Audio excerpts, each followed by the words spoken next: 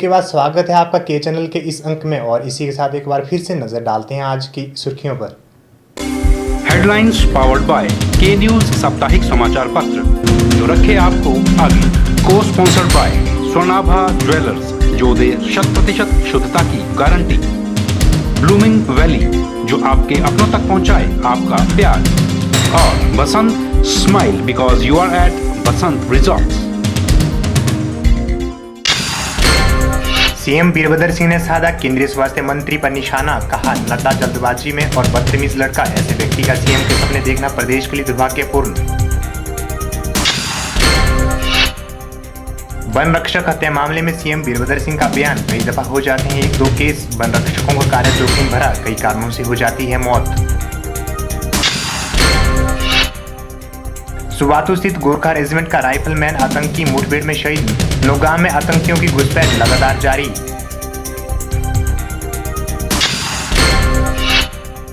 और अनछुए नहीं रहेंगे सराज के पर्यटन स्थल, झांकियों में दिखी समूचे सराज की झलक, जंजैली के ढीम कटारू में जुड़े ट्राइबल एजेंट्स। जंजैली उपमंडल के ढीम कटारू पंचायत में 2 दिवसीय स्वराज पर्यटन महोत्सव 2017 का आगाज हो गया है। शनिवार को कार्यक्रम में विधिवत शुभारंभ हिमाचल प्रदेश मिल्क फेड के चेयरमैन चेतराम ठाकुर ने किया, जबकि 2 दिवसीय पर्यटन महोत्सव की अध्यक्षता एसडीएम जंजैली अश्विनी कुमार ने की। महोत्सव के पहले दिन स्वराज उपमंडल की संस्कृति और रीति रिवाज की झलक देखने को मिली। 2 दिवसीय स्वराज पर्यटन महोत्सव 2017 का उद्घाटन करते हुए मिल्क फेड के अध्यक्ष चेतराम ठाकुर ने कहा कि मंडी जिला के जंजैली, बुल्हा, शिकारी देवी, शेटाधार, तुंगासीगढ़, गाड़ागुशैन, सपेहनी धार, चुंजवाला धार, खोली, मगरू महादेव और घाटीहाड़ अब अनछुए पर्यटक स्थल नहीं रहेंगे। इन स्थानों को धार्मिक और साहसिक पर्यटन स्थल के रूप में विकसित किए जाएंगे। मुख्यमंत्री वीरभद्र सिंह के हाल ही के शेटाधार दौरे के बाद पर्यटन विभाग हरकत में आ गया है। पर्यटन विभाग ने स्वराज के इन क्षेत्रों को विकसित करने के लिए 1 करोड़ 44 लाख रुपए की योजना का प्रारूप तैयार कर सरकार को भेजा है। योजना के मुताबिक इसे स्वराज क्षेत्र में इको फ्रेंडली टूरिस्ट डेस्टिनेशन विकसित किए जाएंगे। उन्होंने कहा कि प्रथम चरण में जंजैली और शेटाधार को विकसित किया जाएगा। इन स्थानों को पर्यावरण संरक्षण को ध्यान में रखते हुए विकसित किया जाएगा। स्थानीय लोगों से पर्यटन को स्वरोजगार से जोड़ते हुए इसे पेशा बनाने का आह्वान करते हुए उन्होंने कहा कि हमें अपने स्तर पर पर्यटकों को आकर्षित करने के लिए योजनाएं बनानी होगी। मनाली, शिमला और डलहौजी जैसे पर्यटन स्थल अब पर्यटकों के लिए सुगम नहीं रहे, इसलिए अब वह नए क्षेत्रों की ओर जाना चाहते हैं। इसलिए हमें अब इसके लिए तैयार होना होगा। सरकार ने स्वराज को पर्यटन का विशेष पैकेज जारी करने की योजना तैयार की है, मगर योजना को स्थानीय लोगों के सहयोग के बगैर सफल नहीं बनाया जा सकता। उन्होंने कहा कि सरकार पर्यटकों की सुविधा के लिए बेहतर सड़कें उपलब्ध करवा सकती है, मगर अच्छा वातावरण देना हमारा कर्तव्य होना चाहिए ताकि पर्यटक यहाँ खींचे चले आएं। हमारे स्वराज चुनाव क्षेत्र में जैसे तुंगासीगढ़ है, आची का एरिया है, गाड़ागुशैन का एरिया है, शिकारी माता, शेटाधार, ऐसी हमारे पास 5-6 पॉइंट है जो स्वराज चुनाव क्षेत्र में हमारे क्षेत्र में टूरिज्म का संभावना है और टूरिज्म की जो लेकर के काफी ज्यादा पॉसिबिलिटी काफी ज्यादा है। और सरकार ने इस बात को तय कर दिया है। मुख्यमंत्री जी ने इस बात का हमारे लिए आश्वासन कर दिया है, हम सब लोगों के लिए आश्वस्त कर दिया है कि टूरिज्म को अनाउंस कर दिया है, मगर हम लोगों को इसके लिए तैयार होना है। इसलिए तैयार होना है ताकि स्वराज चुनाव क्षेत्र के नौजवान भाई, नौजवान बहन, बच्चे इस पर रोजगार के रूप में इसको अडॉप्ट करें। पर्यटन निगम के उप निदेशक नीरज गुप्ता ने कहा कि पर्यटकों को मनाली, शिमला और डलहौजी से मोहभंग होता जा रहा है और वह नए स्थान देखना चाहते हैं। उन्होंने कहा कि चंडीगढ़ मनाली 4 लेन बनने से जंजैली सबसे निकटवर्ती पर्यटन स्थल बन जाएगा और यहाँ पर बड़ी तादाद में पर्यटक आने वाले हैं। पर्यटकों की सुविधा के लिए हमें अपने को तैयार करना होगा। पर्यटन निगम और जिला प्रशासन अपने स्तर पर प्रयास कर रहे हैं, लेकिन स्थानीय लोगों को भी तैयार होना होगा। अगर ये एक रिसोर्स है, इसका इस्तेमाल कीजिए। हमें कोई जरूरत नहीं है कि हम कहीं बाहर जाके किसी की नौकरी करें। ये ना केवल मैं डिप्टी डायरेक्टर टूरिज्म की हैसियत से कह रहा हूं, पर आपके साथ लगते हुए क्षेत्र के हर आदमी की भावना भी ये है, हमारी भावना भी ये है कि हम खुद इन एंटरप्राइज का जो है जितने भी हो उसका मालिक खुद बने।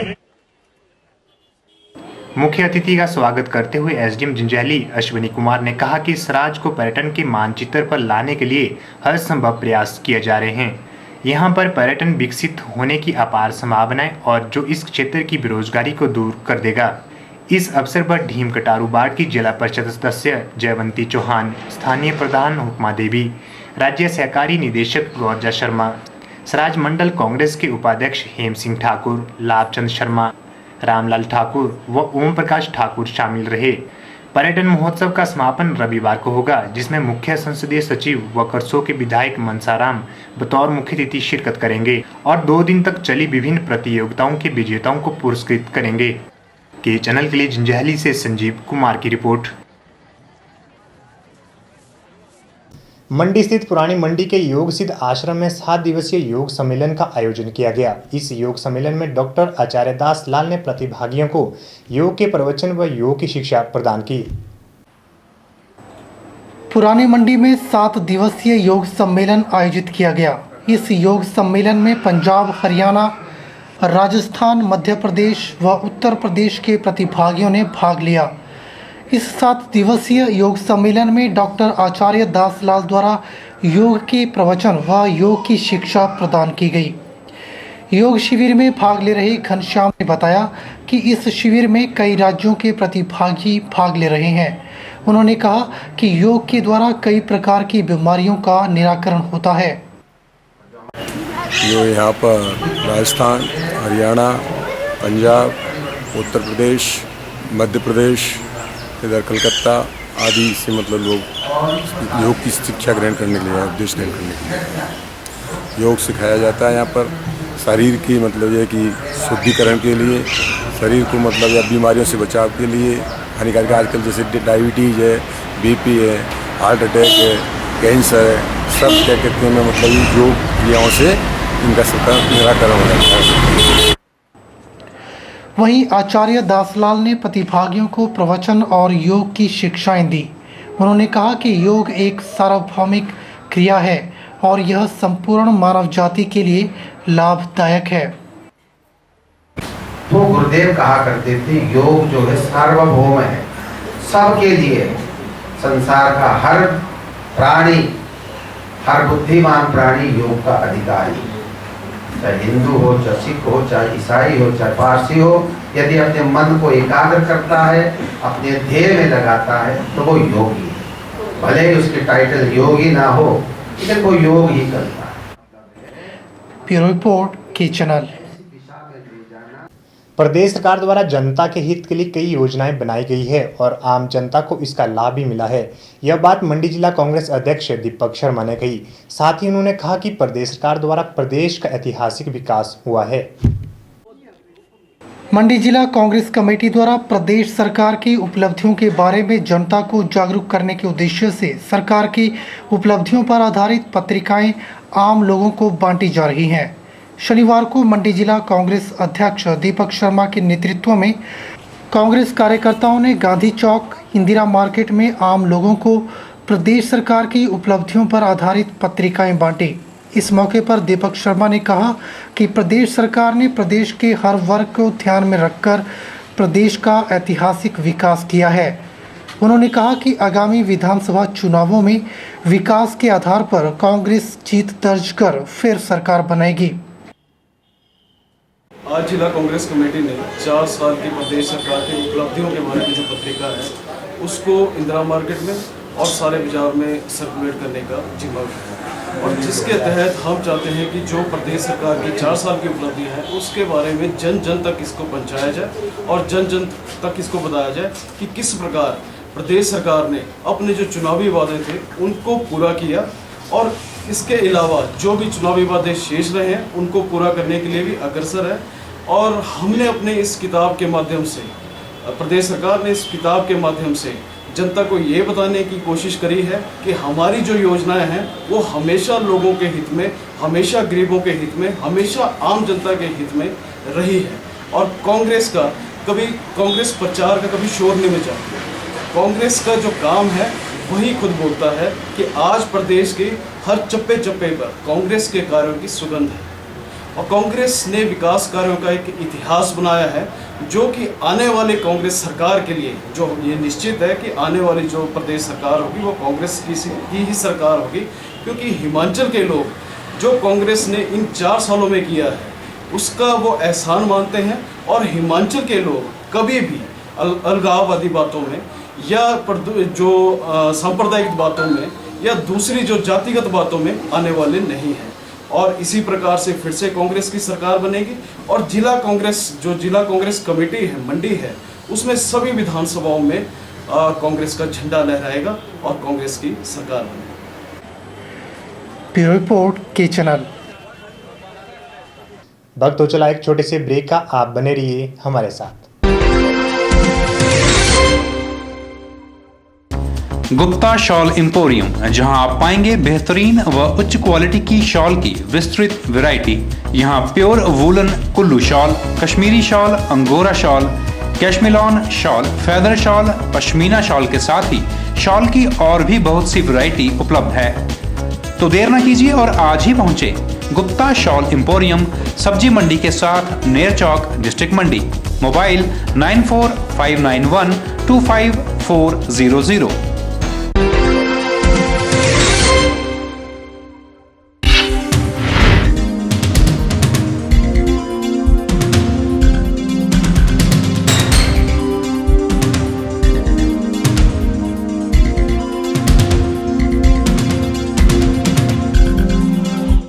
श्रद्धानंद की पर्यावरण के प्रति अटूट श्रद्धा है और इस अटूट श्रद्धा का अंदाजा सिर्फ इसी बात से लगाया जा सकता है कि श्रद्धानंद अभी बीते 18 वर्षों से निष्काम भाव से पौधारोपण के कार्य में जुटकर करीब 25,000 पौधे लगा चुके हैं।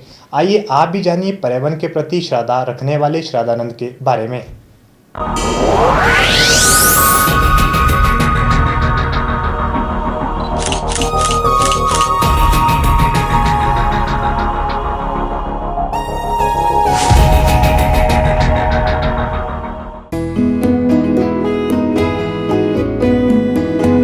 मंडी जिला का करसोग उपमंडल एक सुंदर घाटी में बसा हुआ है। इस घाटी में रहते हैं श्रद्धानंद जुराग स्कूल में जीव विज्ञान के प्राध्यापक हैं और इनकी बच्चों को किताबी ज्ञान देने के साथ साथ पर्यावरण संरक्षण का ज्ञान देने की भी पूरी श्रद्धा है। श्रद्धानंद बीते करीब 18 वर्षों से पर्यावरण संरक्षण में अपना अमूल्य योगदान दे रहे हैं। श्रद्धानंद की पर्यावरण के प्रति इतनी अटूट श्रद्धा है कि वे अभी तक अपने इलाके में विभिन्न संस्थाओं, विभागों, स्कूली बच्चों और स्थानीय लोगों के साथ मिलकर 25,000 से भी अधिक पौधे लगा चुके हैं।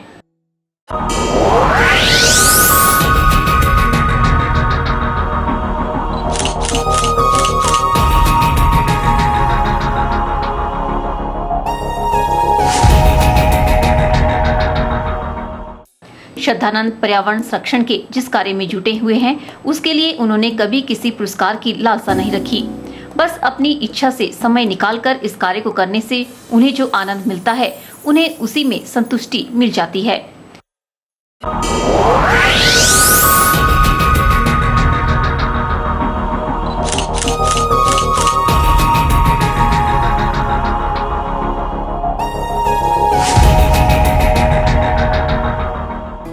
आज श्रद्धानंद द्वारा लगाए गए पौधे पेड़ों का रूप धारण करके कहीं फल दे रहे हैं, कहीं ईंधन तो कहीं छांव। साथ ही पर्यावरण के बिगड़ते संतुलन को संजीवनी मिली है वह अलग। श्रद्धानंद का लक्ष्य प्रतिवर्ष 1000 से 1500 पौधों को रोपने का रहता है और इस कार्य में उन्हें वन विभाग पूरी मदद करता है। श्रद्धानंद बताते हैं कि वे पौधारोपण के कार्य को एक उत्सव की तरह मनाते हैं और लोग भी इसमें उन्हें पूरा सहयोग करते हैं। श्रद्धानंद का मानना है कि वनों में हर प्रकार के पौधे लगाने से जहां पर्यावरण संरक्षण को बल मिलेगा, वहीं जंगली जीव जंतुओं को भी रिहायशी इलाकों में आने से रोका जा सकेगा।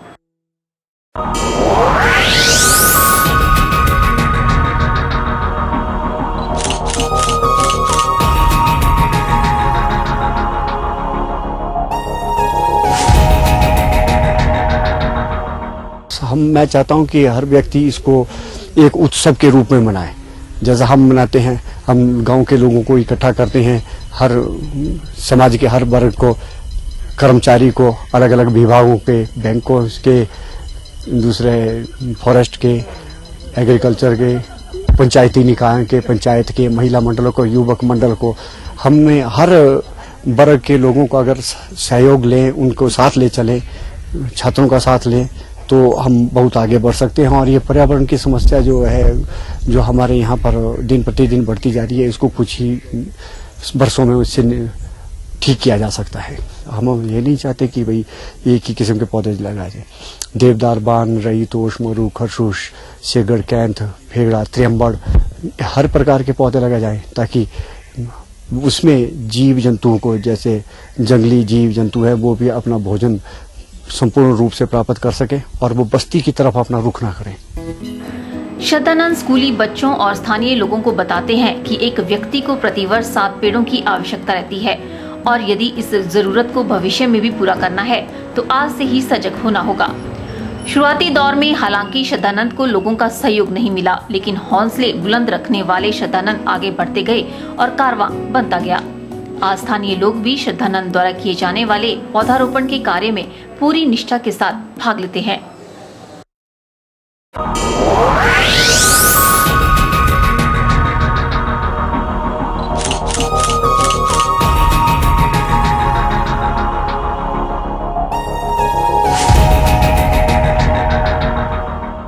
ये प्रेरणा हमें हमारे अध्यापकों से मिली। वो महीने में 1-2 बार हमारे को पौधारोपण के लाभ के बारे में बताते हैं।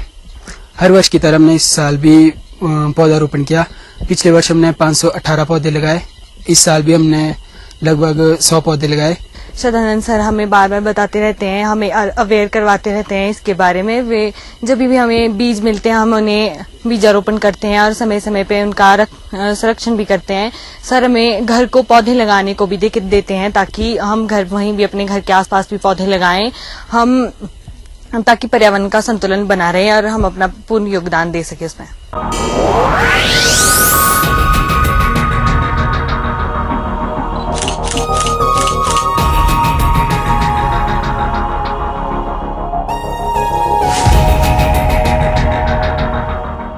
सर हम इसमें जब भी शतानंद जी हमें बताते हैं कि कहीं पे पौधारोपण करना है, वहाँ पे हम चले जाते हैं और उनके साथ पूरा योगदान देते हैं। बाकी शतानंद सर 18-20 सालों से यही काम करते आए हैं। बहुत सारे उन्होंने पेड़ पौधे लगाए हैं और बाकी भी उन्होंने बहुत सारी हमें अच्छी नॉलेज दी है हर काम में, हर अच्छे काम में। करसोग उपमंडल का शायद ही कोई कोना ऐसा होगा जहाँ पर शतानंद के हाथ का लगाया पौधा न लहलहा रहा हो। खास बात यह है कि शतानंद सिर्फ पौधारोपण ही नहीं करते या करवाते, बल्कि लगाए गए पौधों की देखरेख का भी पूरा दायित्व उठाते हैं। पर्यावरण संरक्षण के प्रति शतानंद की श्रद्धा आज दूसरों के लिए प्रेरणा का स्रोत बनकर उभरी है। अगर हर नागरिक पर्यावरण के प्रति सच्ची श्रद्धा रखने की शपथ ले तो पर्यावरण संरक्षण की जागरूकता पर खर्च होने वाले करोड़ों की राशि को बचाया जा सकता है। ब्यूरो रिपोर्ट, के चैनल।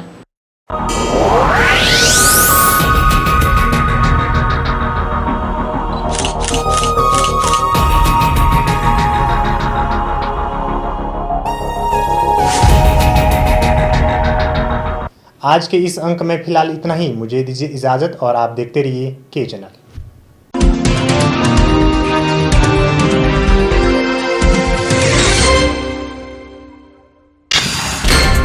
सीएम वीरभद्र सिंह ने साधा केंद्रीय स्वास्थ्य मंत्री पर निशाना। कहा, नशा, जल्दबाजी में और बदतमीज लड़का, ऐसे व्यक्ति का सीएम के सपने देखना प्रदेश के लिए दुर्भाग्यपूर्ण। वन रक्षक हत्या मामले में सीएम वीरभद्र सिंह का बयान। कई दफा हो जाते हैं 1-2 केस। वन रक्षकों का कार्य जोखिम भरा, कई कारणों से हो जाती है मौत। सुबाथू स्थित गोरखा रेजिमेंट का राइफलमैन आतंकी मुठभेड़ में शहीद। नौगाम में आतंकियों की घुसपैठ लगातार जारी।